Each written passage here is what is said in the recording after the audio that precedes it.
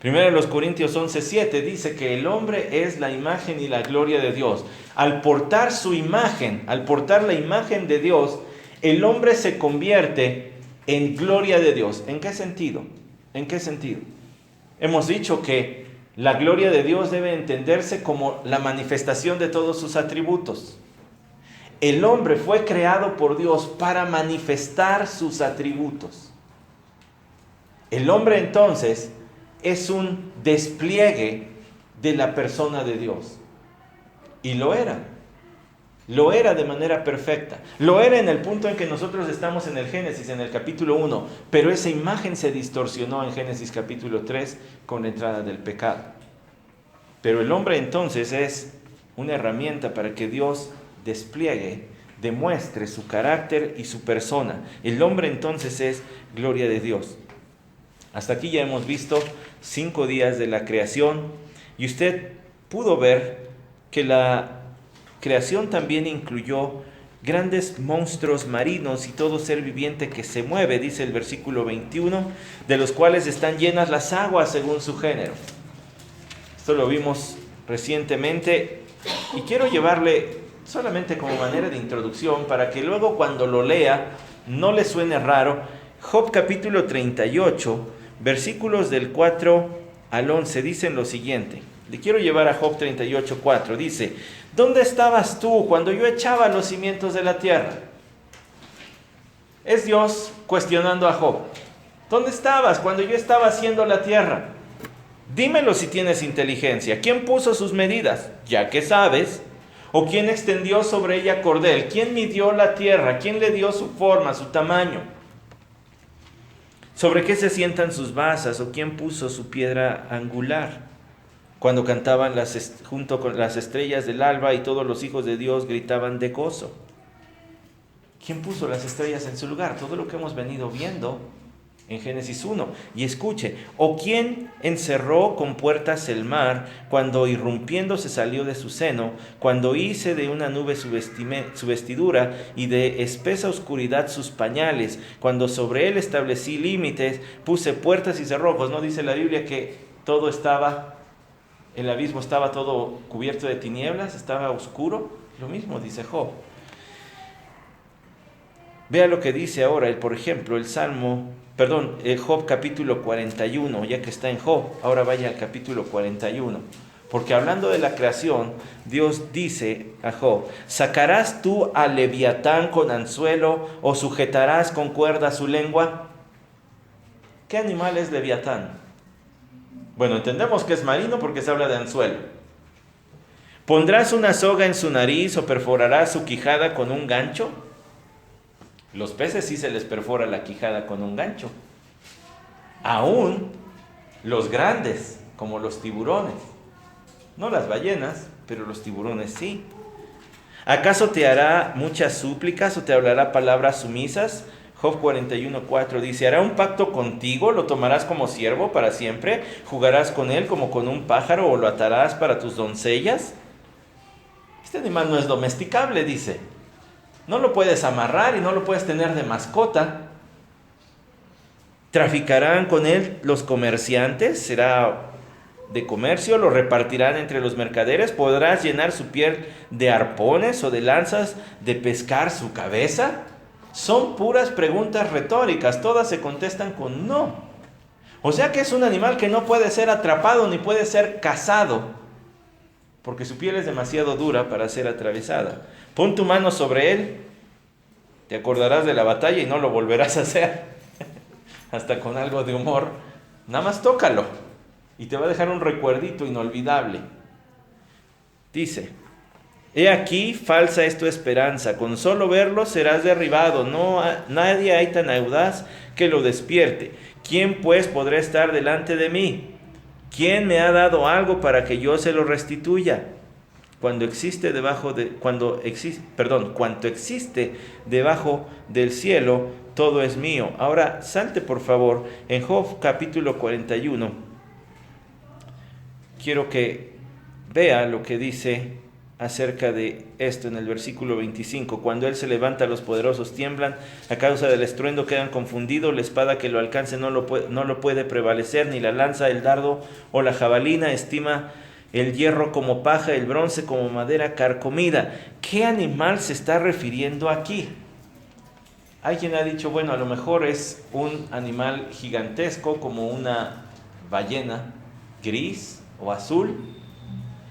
Sin embargo, por todo lo que se dice acerca de este animal, se ha llegado a la conclusión de que es posible que se esté describiendo algún dinosaurio marino. Pastor, ¿a poco entonces la Biblia sí habla de dinosaurios? Pues al parecer sí. Al parecer sí. Y más adelante le voy a hablar de otro animalito de estos. ¿Cuándo se extinguieron? El otro día platicaba con un niño y le preguntaba cuándo se extinguieron los dinosaurios y me dice, cuando cayó un meteorito del cielo y entonces por el impacto. Y se la sabe. Toda la historia esa mentirosa. Que el meteorito y que no sé qué. No.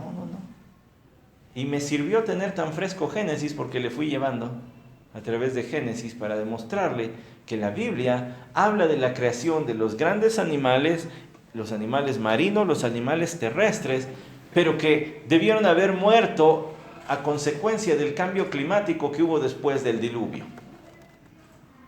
Y durante el diluvio muchos quedaron enterrados y por eso es que todavía hay fósiles. Su carne, sus huesos no se hicieron polvo, sino que al quedar prensados entre material, allí dejaron su marca, su impresión, sus cuerpos, y entonces por eso tenemos tantos fósiles. Así que los fósiles no prueban la evolución. Si algo prueban será el diluvio. Porque si hubieran evolucionado, sus cuerpos hubieran decaído, se hubieran podrido, se hubieran convertido en polvo, como pasa con cualquier cadáver, pero no les pasó eso, sino que quedaron encerrados. Y cuando llegamos a Génesis 6, 7, 8 y 9, tendré el privilegio, si Dios quiere, de explicárselos a más detalle, pero eso debe ser suficiente por ahora. Solamente quería mostrarle que así como se habla de animales enormes marinos, en el versículo 24 se va a hablar de ellos. Vamos a ver primero a los coterráneos del hombre. Dice el versículo 24, entonces dijo Dios, produzca la tierra seres vivientes según su género, ganados, reptiles y bestias de la tierra según su género, y fue así. La Biblia no es un libro de botánica ni de ciencias naturales. Por eso, Dios, guiando a Moisés para escribir, no hizo una lista detallada de todas las especies animales, sino solamente las encerró en 3 categorías. Primero, dijo Dios, usted sabe, como hemos estado viendo a través de Génesis 1, la voz divina fue lo que creó. No un proceso largo, evolutivo, sino fue el fiat, le hemos dicho. ¿Eso quiere decir marca de carro? Sí, pero también quiere decir otra cosa. Quiere decir mandato, la orden. Fue la orden divina la que trajo a existencia todas las cosas, y en este versículo dice que la orden divina fue: produzca la tierra seres vivientes. A diferencia de las plantas, los seres vivientes no surgen, no brotan de la tierra. Y en este versículo tampoco. Entonces, ¿por qué Dios dijo produzca la tierra seres vivientes? Bueno, si usted hace un análisis de la composición química de los cuerpos de los animalitos y del cuerpo humano, encontrará que hay un gran parecido en los elementos químicos que hay en los cuerpos animales y en el cuerpo humano. Dios no dice que haya hecho a los animales como hizo al hombre, tomando un poco de polvo de tierra y luego soplando aliento de vida. Dios no dice en la Biblia que lo haya hecho así. Pero sí dice que produzca la tierra. Entonces, de alguna manera, Dios, en su fiat, creando de la nada, plantó de los elementos que componen también la tierra en los cuerpos animales. ¿Me explico? Los elementos químicos que se encuentran en la tierra también se encuentran en los cuerpos animales. Y no es que Dios los haya hecho a partir de tierrita, como así hizo al hombre. Pero sí que al crearlos de la nada, entonces Dios les plantó allí también elementos químicos que se encuentran también en la tierra. Esto tendría que ser así. ¿Qué iban a comer los animales? plantas necesitarían tener también una relación con la tierra para que los alimentos fueran asimilados y no fuera entorpecido su sistema digestivo y terminaran a la postre muriendo. ¿Sí queda claro? Entonces, los animales no fueron hechos a partir de polvo. Tengo una imaginación tal vez muy despierta, pero yo me imagino a Dios hablando: produzca la tierra, y de repente hay caballos galopando y elefantes corriendo y jirafas rumiando, así de la nada. Bueno, discúlpenme el ejemplo que voy a poner. Tal vez algunos de ustedes han visto la película Jumanji. Yo no la había visto hasta hace como un año, estoy muy atrasado. O sea que las que salgan este año las voy a ver como por el 2040, yo creo.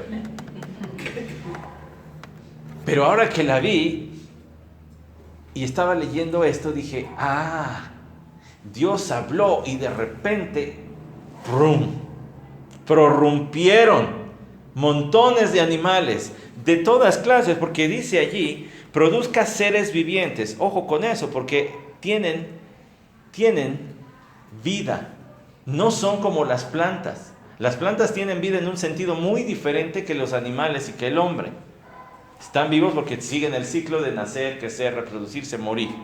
Eso hacen las plantitas. Pero estos tienen otro tipo de condiciones. Son seres vivientes porque además tienen cierto grado de entendimiento, cierto grado de no quiero decir pensamiento, pero sí de ideas para realizar. Por ejemplo, los pájaros crean nidos, ¿cierto? Hay castores que hacen construcciones con madera. Entonces tienen cierto grado, no son como el hombre, no tienen las capacidades que tiene el hombre. Ellos no portan la imagen de Dios, pero Dios sí les dio cierto grado de entendimiento. Por eso dice: produzca la tierra seres vivientes según su género. Y aquí vienen ganados. Nosotros pensamos en ganados en términos de ovejas, de vacas, pero aquí deberían estar representados todos los animales domésticos que pueden coexistir con el hombre sin mucho problema. También se han llegado a domesticar elefantes, por ejemplo, pero no es lo más común. Aquí podrían estar representados todos los tipos de ganados o de animales que son domésticos. Reptiles. Reptiles nos suena solamente a lagartijas, iguanas y esas cosas, pero aquí están representados todos los animales que se arrastran o que tienen patas muy cortas. Hasta los cocodrilos tienen unas patitas nada más. Ahí están representados estos. Y luego dice: y las bestias de la tierra. Es curioso porque esa palabra bestias se debe estar refiriendo a todos los animales cuadrúpedos grandes. Allí sí entran ya desde el rinoceronte, ahí ya entra el elefante, ahí ya entra la jirafa y todos los demás animales que son difíciles de domesticar. No es común, ¿verdad? No anda uno por la ciudad viendo jirafas asomadas por las casas de los vecinos, pero sí se oyen perros. Bueno, esos entraron en el primer grupo. Todos los cuadrúpedos grandes entran en el tercer grupo. Quiero mostrarle algo. Cuando hablamos de ganados y cuando hablamos de bestias, estamos hablando de dos sectores diferentes, pero que el hombre de todas maneras ha llegado a domesticar porque esa consigna le dio Dios, que él tendría que señorear sobre toda la creación. Ahora, ¿cómo señoreará el hombre sobre la creación de Dios si hay animales que le superan muchas veces en fuerza? Mire, nada más trate de correr junto a un perro San Bernardo o un gran danés y luego trate de detenerlo y usted me dice quién va corriendo junto a quién. No se usan incluso los burritos para trabajos pesados. Ya no hablemos de caballos, estoy hablando de burritos, de la familia de los equinos, pero más chiquitos.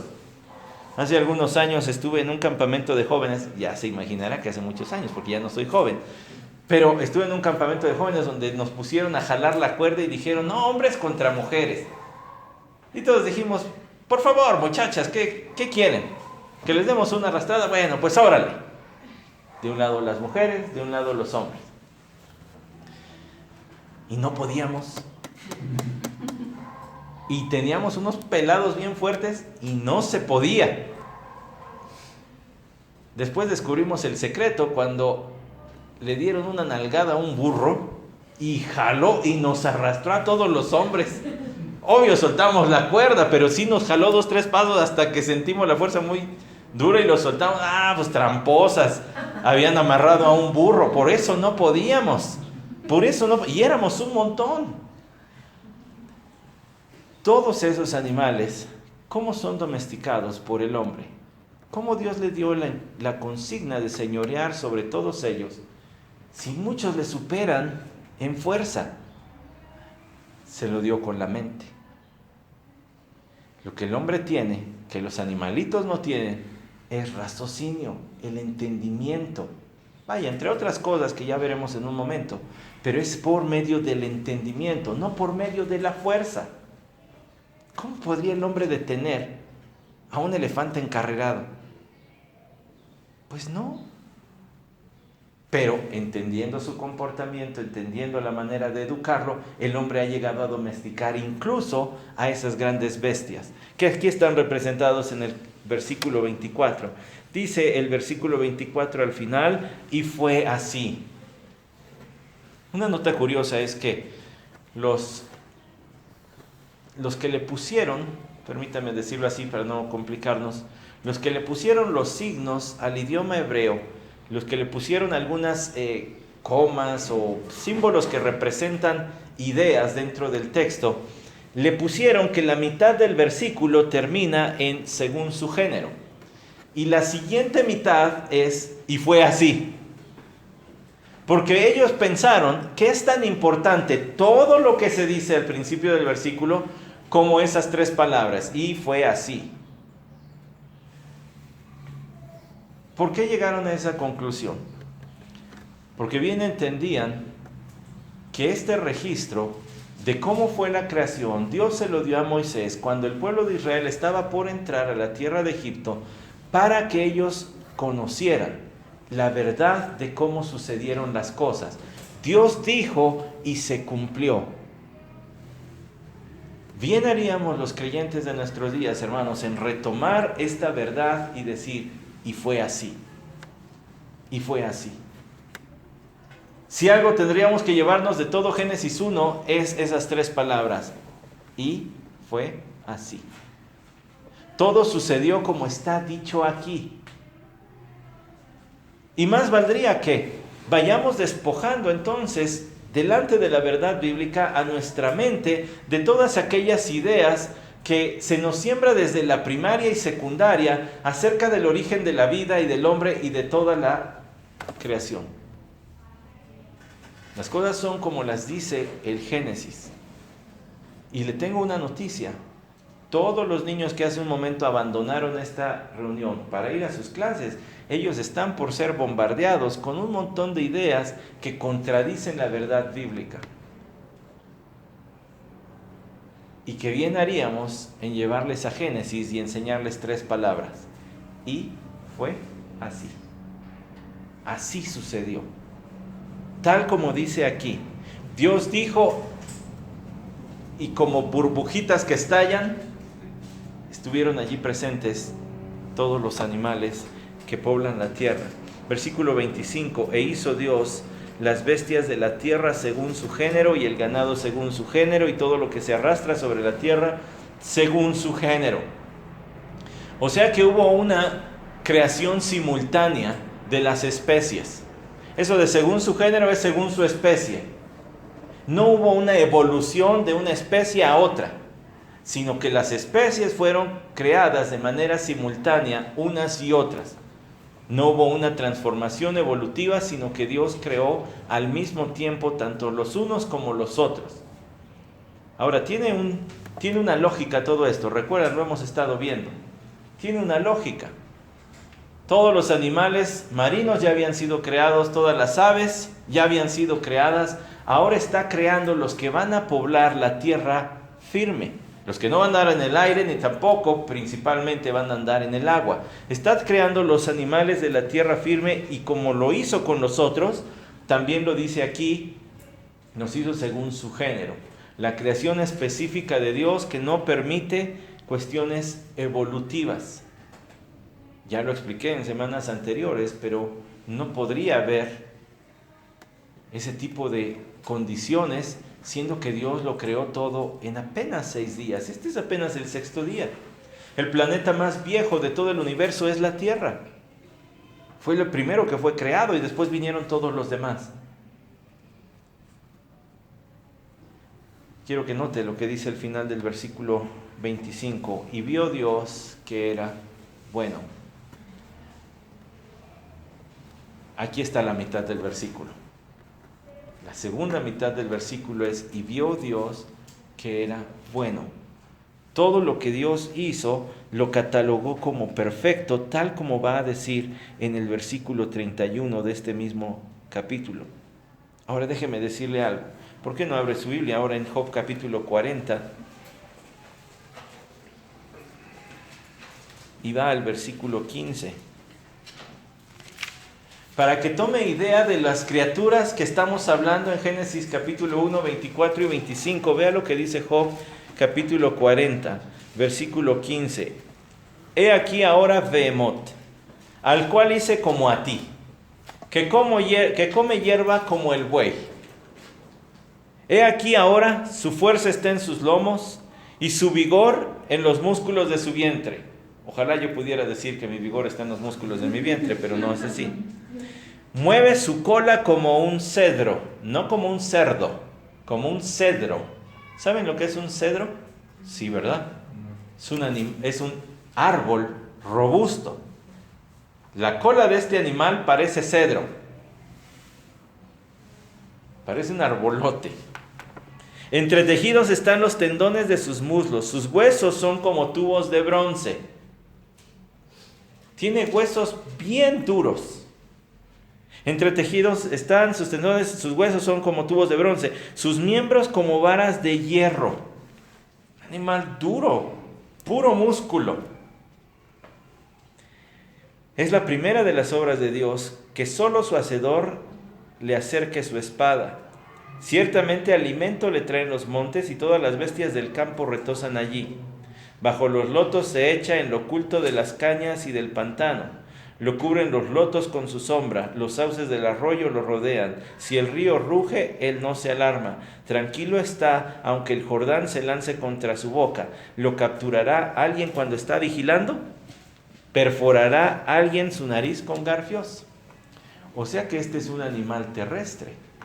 Este no es el leviatán, que es marino. Este es un animal terrestre, y por sus dimensiones no parece haber en nuestros días un animal vivo como ese. Probablemente también esté describiendo a un dinosaurio. Un animal gigantesco cuya cola tiene dimensiones de árbol y su fuerza lo hace parecer de hierro. De tal modo que Dios pregunta: ¿y tú lo vas a detener? Solamente el Creador puede acercar su espada. Tú, Job, lo puedes enganchar y llevártelo. Las condiciones en las que debieron haber vivido los primeros hombres, hermanos, han de haber sido muy diferentes a lo que nosotros conocemos hoy. Y quise llevarles ese texto, como lo hice también en la introducción, llevarlos a Job, porque cuando leemos los grandes monstruos marinos podríamos decir: los delfincitos, las ballenitas, las orcas, que también las ha domesticado el hombre, y tuvimos a Keiko por años, y los animales terrestres. Bueno, sí, los elefantes están grandotes, sí, pero lo que Dios creó había todavía más grandes en el inicio de la creación. Eso sin duda habla del poder de Dios. El creador de todos esos animales imponentes, imparables, es Dios. Y aunque muchas especies se han extinguido, eso no quita la verdad de que Dios los haya hecho grandes. Pero llegamos a la mitad del texto de hoy. Y viene la mitad que incluso parece haber sido señalada por Moisés como la más importante. Aquí viene la creación del hombre. Todo en la creación ha venido apuntando hacia este sitio. Todo lo que el hombre va a gobernar ha sido creado ya, pero falta el representante de Dios en la tierra, y ese es el hombre. Génesis capítulo 1, versículo 26 dice: y dijo Dios, hagamos al hombre a nuestra imagen, conforme a nuestra semejanza, y ejerza dominio sobre los peces del mar, sobre las aves del cielo, sobre los ganados, sobre toda la tierra y sobre todo reptil que se arrastra sobre la tierra. Así que aquí se habla de una coparticipación de la Trinidad. Hagamos. Ya se había insinuado la unipluralidad de Dios cuando se habla del nombre Elohim, ¿cierto? Dios es uno, pero sigue siendo plural. Elohim, expliqué que es Dios, el Dios de dioses, o el Dios que es dioses, el Dios que es más de uno, el Dios que es tres personas. Y se dice aquí, hagamos al hombre. Aquí ya hay una declaración clara de que Dios no estaba solo, de que el Padre no estaba solo. De eso mismo habla Juan capítulo 1, versículos del 1 al 3. En el principio estaba el Verbo, y el Verbo era con Dios, y el Verbo era Dios. Y más adelante se habla del Verbo diciendo que es Jesús, en ese mismo capítulo 1 de Juan. Así que allí se habla de Jesús. Y ya habíamos visto también en Génesis capítulo 1, versículo 2, que el Espíritu de Dios se movía sobre la faz de la tierra, ¿cierto? Sobre la faz del abismo. Allí está el Espíritu Santo. Así que cuando se habla aquí, está Dios hablando consigo mismo. Esto es una plática intertrinitaria. Una comunión tan perfecta como la de Cristo Jesús cada que oraba a su Padre. Por ejemplo, en Juan capítulo 17. Hagamos. Tenía que haber comunión entre los tres. Y muchos otros textos, hermanos, para ustedes que llevan cuenta, les tendría que decir, por ejemplo, Salmo 2:7, Salmo 45:7, Salmo 110:1, Isaías 48:16. Por ejemplo, escucha Mateo 11:25 al 26. En aquel tiempo, hablando Jesús, dijo: Te alabo, Padre, Señor del cielo y de la tierra, porque ocultaste estas cosas a sabios e inteligentes y las revelaste a los niños. Sí, Padre, porque así te agradó. Es comunicación intertrinitaria, es el Hijo hablando con el Padre. Y en Génesis 1, versículo 26, encontramos comunicación intertrinitaria, la comunicación que había y que hay entre el Padre, el Hijo y el Espíritu Santo. ¡Qué sagrado círculo! ¡Qué pláticas tan puras, tan elevadas, tan santas se dan en esa comunidad! Y por la gracia de Dios y la sangre de Cristo Jesús, usted y yo entramos a la presencia de Dios cada que abrimos nuestra boca en oración. O no abrimos nuestra boca, pero que oramos. Nosotros estamos en comunión con ese mismo Dios. Valdría la pena entonces examinar nuestra vida y nuestro corazón antes de cada oración. Y confiar en la gracia de Dios para recibir perdón y luego deleitarnos en que una persona como yo pueda acercarse a un Dios tan santo como Él. Ahora, esta no es una ocurrencia. Esto no es algo que se le vino a Dios a la mente. Bueno, ya creé todo esto. ¿Y ahora qué hacemos? No. El plan ya estaba. Y se nota desde que dice, hagamos al hombre. Es decir, la pieza que falta aquí es el hombre. ¿Se habrá hablado ya antes acerca de este asunto? ¿Se habrá hablado ya de que Dios iba a crear al hombre? No sufra, pero le voy a decir, ¿con qué versículo puede usted probar que Dios ya había hablado de crear al hombre? Hay muchos, pero solamente le voy a dar unos cuantos. Por ejemplo, en la carta de Pablo a Tito,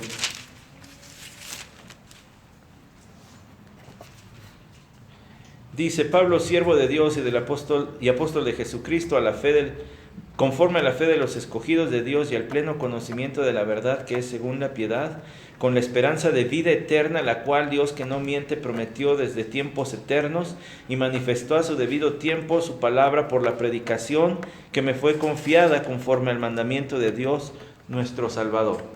Leí Tito 1 del 1 al 4 y a lo mejor dice, bueno, ¿y ahí dónde dice? Pues lo dice en el versículo 2. La esperanza de vida eterna, la cual Dios que no miente prometió desde tiempos eternos. ¿A quién le prometió Dios que sería dador de vida eterna? A usted y a mí no, porque no estábamos en los tiempos eternos. ¿Quién sí estaba? El Hijo y el Espíritu. Tito 1:2 habla de una promesa hecha en el seno de la Trinidad de llevar a cabo el plan de redención. ¿Con qué propósito llevaría Dios a cabo el plan de redención? Lo llevaría a cabo para prepararle a su Hijo un pueblo que le sirva y le alabe por toda la eternidad.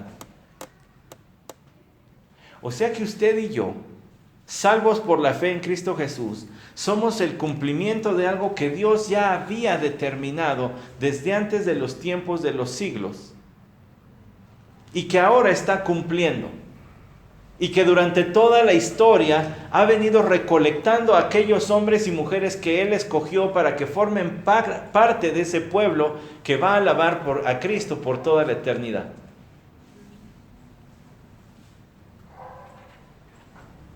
Y déjeme decirle algo más. Primera de Pedro 1:20 dice que Cristo ya estaba preparado como cordero para morir desde antes de la fundación del mundo. Apocalipsis 17:8 dice que los nombres de los creyentes están escritos en el libro de la vida desde antes de la fundación del mundo. La fundación del mundo se refiere a Génesis 1. De hecho, se refiere a Génesis 1:1.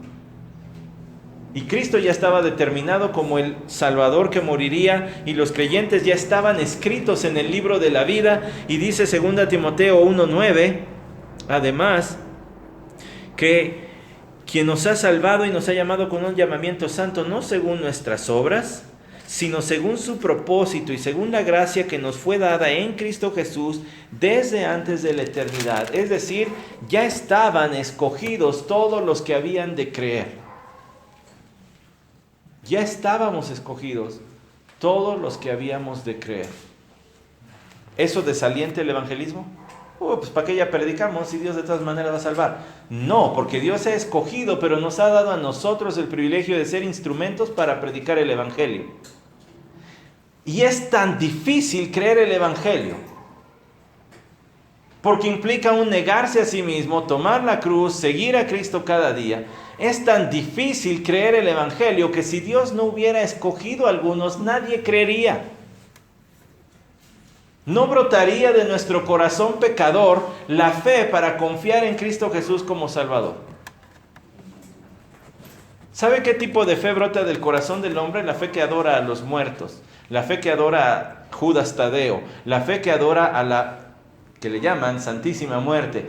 Esa es la fe que brota del corazón del hombre, en objetos que él puede manipular. Dios es que hace a su imagen y a su semejanza para poderlos controlar, para poder hacer de ellos lo que quiera.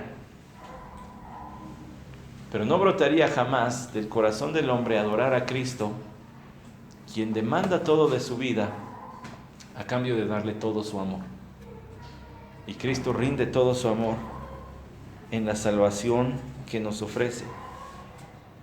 Así que aquí, lo que está en el versículo 26, hagamos al hombre, no es una ocurrencia de último minuto.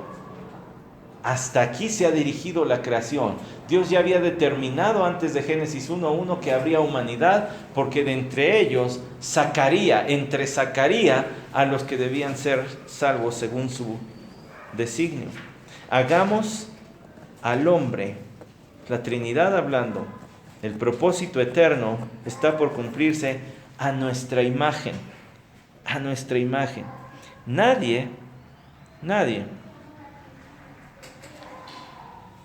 puede negar que aún en el hombre pecador, en el hombre que está perdido, puede llegar a haber destellos de bondad o de amor o de algunos atributos divinos, aunque sean muy, muy débiles. ¿Por qué? Porque todos estamos hechos a la imagen de Dios. Todos los hombres y todas las mujeres portamos la imagen de Dios en nuestros tiempos distorsionada, pero cuando fue creado el hombre lo portaba de una manera perfecta. ¿Qué significa que el hombre es hecho a la imagen de Dios? Bueno, el teólogo Wayne Grudem, él dice que ser hecho a la imagen de Dios es ser como Dios y representar a Dios. En cierta forma sí. Es ser como Dios en sus atributos comunicables. Los atributos que Él sí comparte con el hombre. ¿Qué son los atributos de Dios? ¿Qué significa la palabra atributos? Son sus características, ¿verdad? Dios no comparte todos sus atributos con el hombre. Dios no le da ni le dará al hombre el atributo de omnisciencia, de saberlo todo, ni cuando estemos en la eternidad. Dios no comparte con el hombre su omnipotencia, ¿cierto? Dios no comparte con el hombre su omnipresencia. Nunca seremos omnipresentes como Dios. Tampoco comparte con el hombre, por ejemplo, su soberanía, y así podríamos continuar. Pero hay otros atributos que sí comparte con el hombre, como su santidad. No somos perfectamente santos, pero estamos siendo hechos cada vez más santos. Dios comparte con el hombre su amor. Y entonces no solamente nos ama, sino que nos da la capacidad de amarnos unos a los otros y de amarle a Él. Dios comparte con el hombre también su inteligencia, no en su medida, pero sí una poquita, un reflejo de la inteligencia y el entendimiento que Él tiene. Y así también podríamos seguir. Ser portadores de la imagen de Dios quiere decir que el hombre es como Dios y que le representa.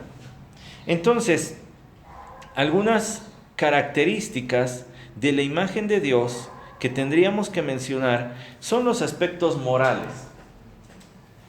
Dios ha hecho al hombre a su imagen y semejanza. Por cierto, esas frases son sinónimas, son solamente una forma de enfatizar, porque le hizo moralmente responsable, le va a pedir cuentas del bien o mal que haya hecho. El hombre también tiene un sentido interno de lo bueno y lo malo, y es intrínseco. Vea a un bebé.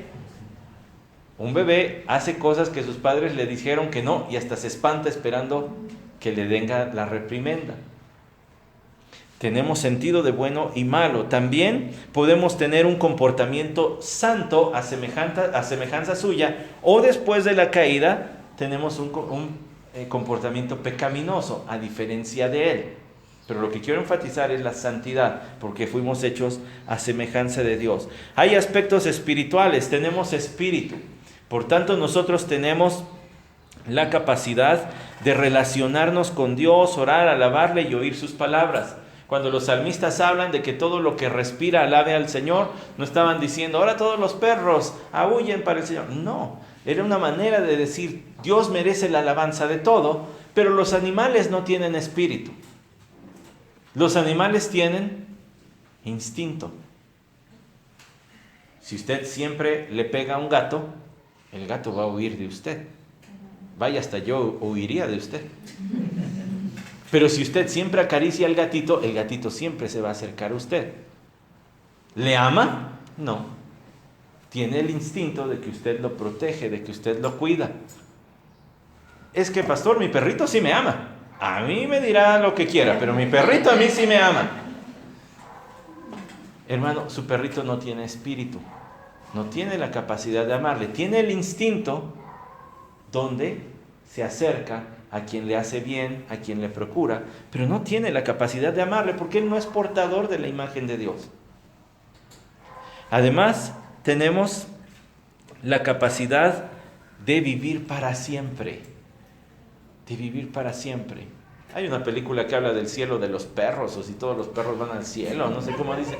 No, la respuesta es no, porque no son seres espirituales. No tienen espíritu. Se acaba su vida y se acabó. No crea que el cielo está poblado de perros buenos y el infierno de perros malos. Hubo un perro de un vecino que le llamaron Hitler. Ya se imaginará cómo era. Que un día se me lanzó y me rompió mi camiseta de los vaqueros. Me quise sentir Roosevelt para llevármelo como se llevaron a Hitler. Me rompió la camiseta y era un perro malo. Ese no está en el infierno, se les acaba la vida y se acabaron. El hombre es eterno. El hombre sí va a vivir para siempre. Escuche, ¿eterno en qué sentido? En el sentido de que no va a morir, no va a ser aniquilado su espíritu. No de que tenga eternidad para atrás. Quizá déjeme cambiarle el término. El hombre es mortal, va a morir, pero luego va a seguir viviendo eternamente en el destino que haya llegado de acuerdo a su fe o no fe en Cristo Jesús. Pero los animalitos no, ellos no tienen la capacidad, ellos no tienen la imagen de Dios. Aspectos también mentales, capacidad de razonar y pensar lógicamente. El pensamiento abstracto y complejo, poder definir emociones, poder definir pensamientos, imaginar otros mundos. Eso no lo hacen los animalitos. Bueno, tienen hasta cierto grado por el instinto de poder planificar. Hace rato mencionaba, por ejemplo, a los castores, ¿no? O por ejemplo, las hormigas con toda su organización que tienen, o las abejas que también tienen una organización social. Bueno, sí, pero ellos no tienen la capacidad de razonar y pensar de una forma lógica como sí la tiene el hombre. El hombre puede decir, hoy es domingo, pasado mañana será martes. El martes hay servicio de la iglesia. Voy a ir al servicio de la iglesia. Los animalitos no tienen esa capacidad. Los animalitos viven al día. Raquel, mi esposa y yo nos hemos hecho amigos de una arañota como de este tamaño, que vive en un poste cerca de la casa. Ya le llamamos Witsi y estamos en los trámites de adopción. Y vemos a Witsi hacer unas telarañotas así. Ay, le saqué una foto, al rato se les enseño si quieren. Unas telarañotas. Y llueve. ¿Quién sabe dónde anda Witsi? Nosotros nos acongojamos como padres por sus hijos. Pero al otro día, cuando hay sol, otra vez está la telarañota. ¿Quién le enseñó a las arañas cómo tienen que tejer sus telarañas? Y vi hace poco un video con mi esposa, como de 30 segundos, que lo pasa la delicadeza y cómo guardan la misma distancia entre cada uno de los hilos. Es sorprendente. ¿Quién les dio esos hábitos? ¿Quién les dio esas capacidades? Sin duda Dios, pero el hombre sí tiene la capacidad de pensar de forma abstracta. Entonces, por ejemplo, podemos hacer cuentas matemáticas de memoria. ¿Cuánto es 2 más 2? No se me atoren, sí tenemos la imagen de Dios. 4. No necesité mostrarles, como nos enseñaron al inicio, con manzanitas, ¿verdad? Si tengo 2 manzanas y compro otras 2, ahora ¿cuántas tengo? No necesito ver las cosas, tengo una capacidad abstracta. Puedo definir mis emociones, puedo decir, hermanos, me siento feliz porque tengo más de 19 años de haber creído en Cristo Jesús. Estoy definiendo mis emociones. Puedo entender las cosas como Dios lo hace. Dios dice que Él se puede entristecer y le pesó en su corazón haber hecho al hombre, dice Génesis 6. No contristéis al Espíritu de Dios, dice Efesios 4. Tiene emociones, hemos recibido eso. Hemos recibido una capacidad de pensar que usted no ve a los perros componiendo poemas. Yo sé que aquel escritor decía, el gato que está triste y azul nunca se olvida. Pero el gato no sabe de tu romance. Quien tiene la capacidad de pensar y de amar es el hombre. Además tenemos conciencia del futuro, incluyendo la eternidad, tenemos conciencia del pasado, tenemos creatividad e innovación. Dios es el creador de todo y le ha dado al hombre la capacidad de transformar la materia que ha puesto a su alrededor y transformarla en cosas útiles, o a veces no útiles, pero transformarlas. Le ha dado además la capacidad artística con la cual puede crear música, puede crear escultura, crear pintura y cualquiera de las otras artes, como no lo hace ninguna otra criatura. ¿Cuándo ha visto un perico hacer un cuadro? No. o al menos no con una conciencia. Si es entrenado para utilizar un pincel y eso a lo mejor lo hace, pero no con una conciencia en su cabeza de decir, voy a representar a mi perica, aquí está. No. Tenemos aspectos relacionales, nos podemos relacionar unos con otros. Sí, yo entiendo que hay jaurías de perros, sí entiendo que hay manadas de este y del otro animal, sí entiendo que hay parvadas en los pájaros, lo entiendo. Pero no es la capacidad de relación íntima y profunda que podemos experimentar padres e hijos, hermanos o esposos, abuelos o hermanos en Cristo. No es igual. Ellos están juntos por instinto, no por que tengan la imagen de Dios. Podemos también diferenciar los roles. Tenemos también idea de autoridad mucho más avanzada que los animales. Fuimos hechos a la imagen de Dios. Y escuche, Dios nos dio la capacidad de relacionarnos también para relacionarnos con Él.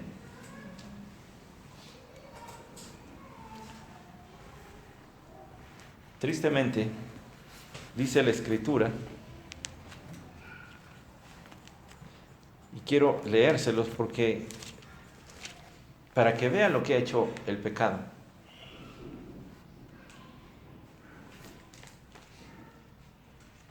En un momento les voy a dar la cita, pero quiero que primero escuchen con atención lo que dice.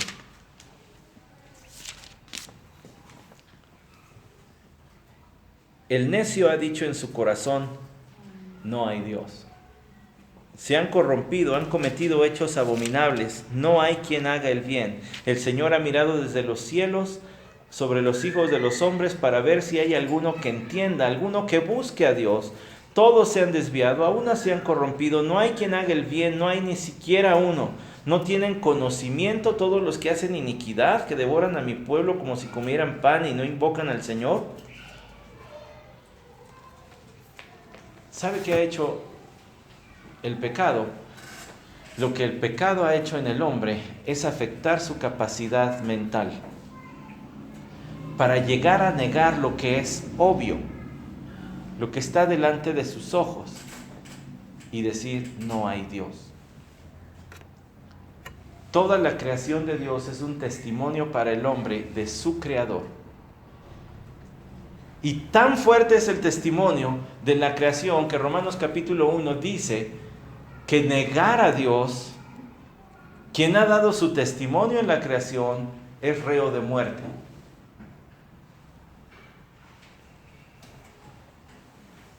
Pero la mente humana ha sido corrompida y entonces llega a decir, no hay Dios. Y la Biblia por eso le llama necio. Es decir, has dejado de utilizar la capacidad intelectual que Dios te dio y te has hecho como un tontito que no puede ver lo que está a su alrededor y terminas negando que existe Dios. Y por cierto, no hay quien busque a Dios. La gente no está buscando a Dios. No andan por allí diciendo, pues yo estoy aquí anhelando encontrar a Dios, pero Él no se deja encontrar. Lo que ha hecho el pecado en el corazón del hombre es poner no solamente desconocimiento intencional de la persona y existencia de Dios, sino aborrecimiento de su persona. Yo no quiero saber nada de Él. Y eso se nota desde el hecho en que no se acercan a Dios y que cuando tienen la oportunidad de conocerle no lo hacen.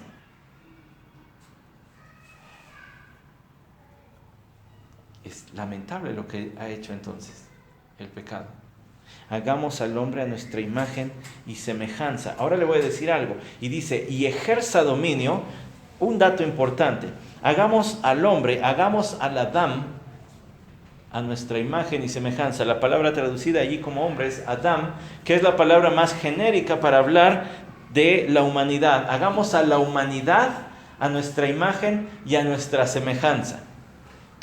Y fíjese que algo que es muy curioso es que en el versículo 26, cuando dice, y ejerza dominio, allí no es una conjugación singular, que Él ejerza, sino es una conjugación plural, que ellos ejerzan.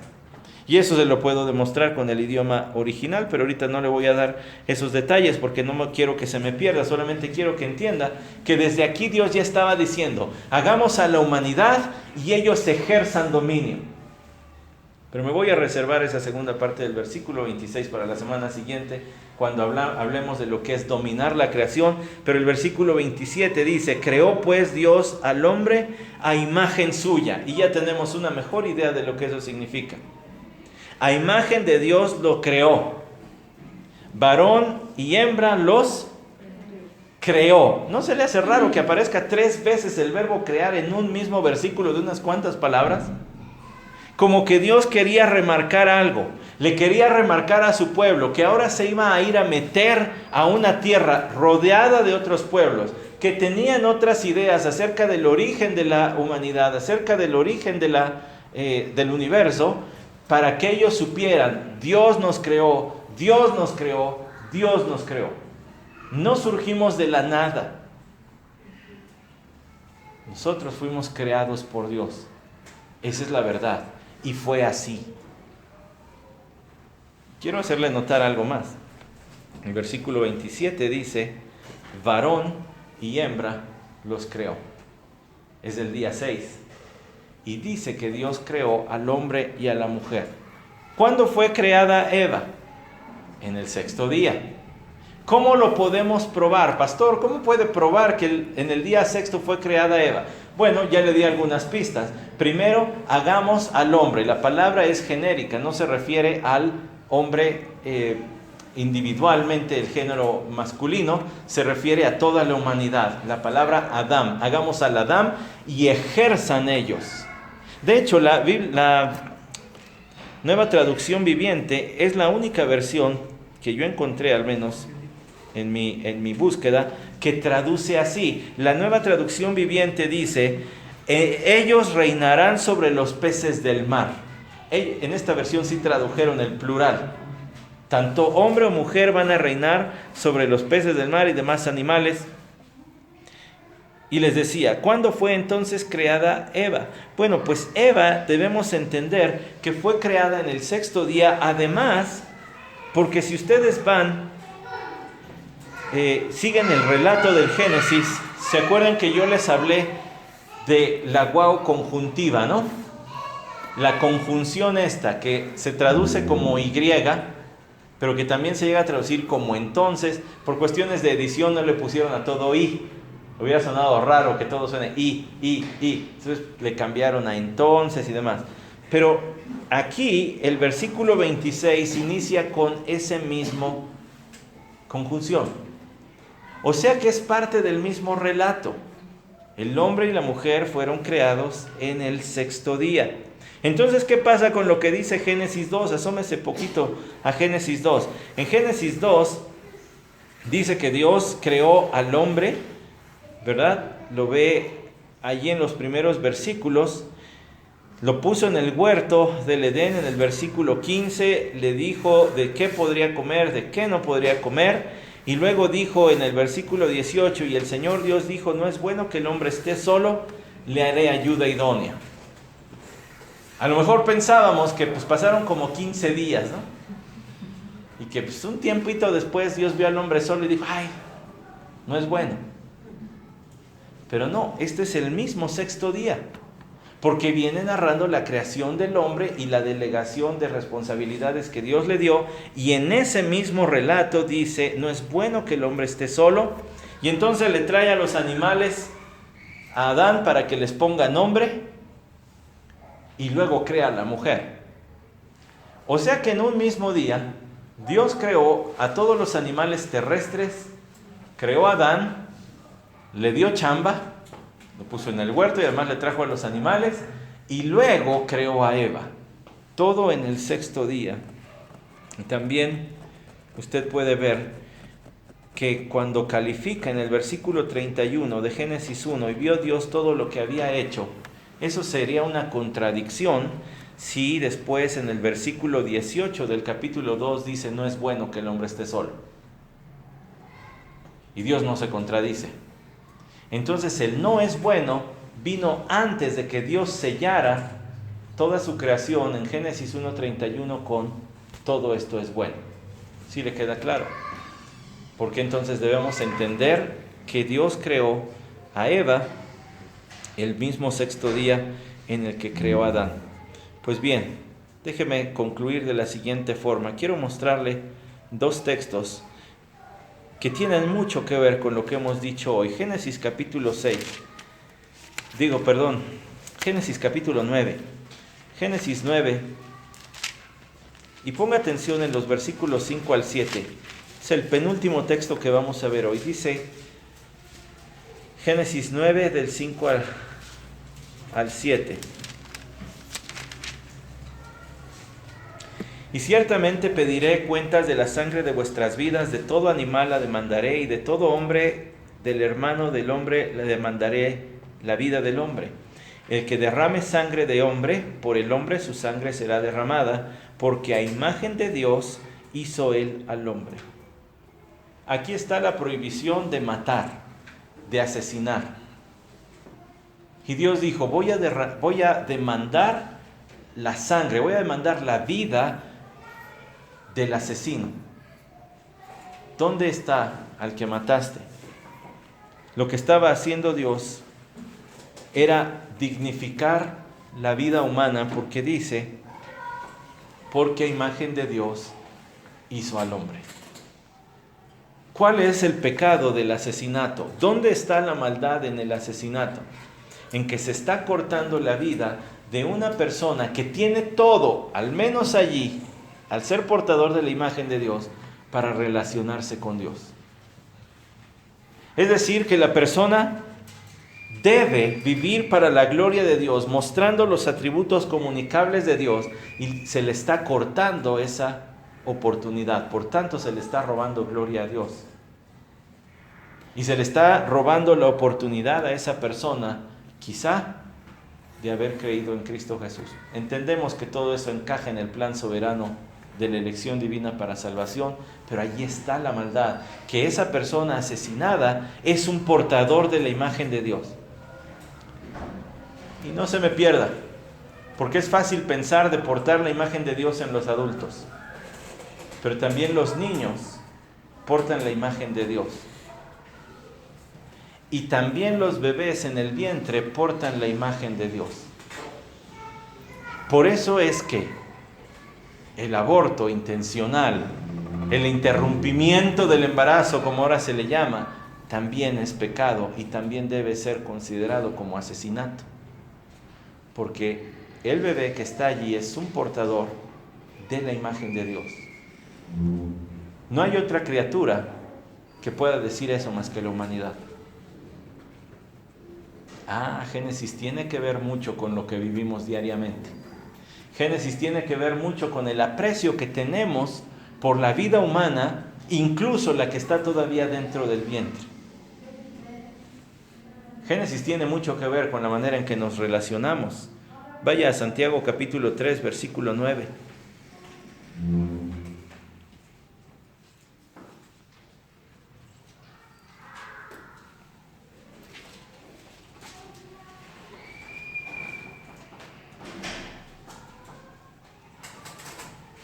Santiago 3:9 dice, con ella bendecimos al Dios y Padre, y con ella maldecimos a los hombres que están hechos a la imagen de Dios. En esta epístola de Santiago, el capítulo 3, es toda su disertación acerca del uso de la lengua, de cómo el hablar demuestra si tenemos fe en Cristo o no. Y dice, hermanos míos, ¿cómo es posible que con una misma boca bendigamos a Dios y maldigamos a los hombres? Y maldigamos a los hombres que están hechos a la semejanza de Dios. ¿Cuál es el pecado de ofender a una persona? ¿Cuál es el pecado de proferir un insulto contra otra persona? Que esa persona porta la imagen de Dios, que en cierto sentido es como estar ofendiendo al mismo Dios, como estar insultando a Dios. Regrese tantito a Génesis. En cierto sentido, asesinar a una persona es como tratar de asesinar al mismo Dios. Y los hombres serían capaces de asesinar a Dios si pudieran. Porque cuando el Hijo de Dios estuvo en esta tierra lo hicieron. Y si Cristo hubiera venido en este siglo, nosotros hubiéramos hecho exactamente lo mismo. Eso es lo que ha hecho el pecado en el corazón del hombre. No hay quien haga lo bueno, no hay quien busque a Dios. Así que el hombre fue creado a la imagen de Dios. Y aunque la imagen de Dios quedó distorsionada por el pecado, diluida, sigue habiendo suficiente en cada persona como para que Santiago 3:9 diga: no insulten, porque el que están insultando es una persona hecha a la imagen de Dios. Al que están insultando, en última instancia, sería como insultar a Dios. ¿Se fija? Por eso teníamos que ir a Génesis, porque Génesis tiene mucho que ver con nuestra vida actual, con nuestra vida cotidiana. El aprecio que tenemos por la vida humana y la forma en que nos relacionamos habla mucho de cuánto entendemos de la imagen de Dios en nuestros semejantes. Vamos a orar. Padre, bendice tu palabra, Señor. Qué desafío tan grande, Señor, tener que estudiar tan poquitos versículos, pero tan profundos. Ruego, Señor, que no nos perdamos en la información, sino que podamos irla entendiendo y comprendiendo. Y sobre todo, Señor, que después de haber visto estos versículos, tu poder creativo, pero también, Señor, tu imagen en hombres y mujeres, nuestro aprecio por la vida humana se eleve, y también, Señor, se eleve la calidad de nuestras relaciones, porque aquellos que nos rodean, Señor, están hechos a tu imagen. Gracias, Señor, por permitirnos estudiar estos versículos, que moldeen nuestra vida para que te seamos más agradables. Lo rogamos en nombre de ti, oh Jesús. Amén.